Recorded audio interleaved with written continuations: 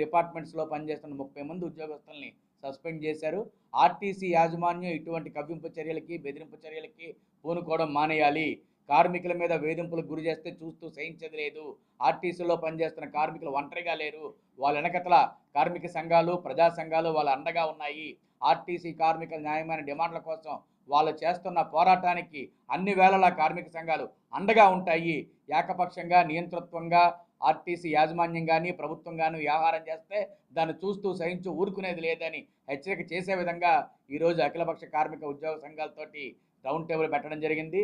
తక్షణమే ఎవరినైతే సస్పెండ్ చేశారో సస్పెండ్ చేసిన వాళ్ళందరినీ బేషరతుగా విధుల్లోకి తీసుకోవాలని చెప్పి మేము డిమాండ్ చేస్తున్నాం.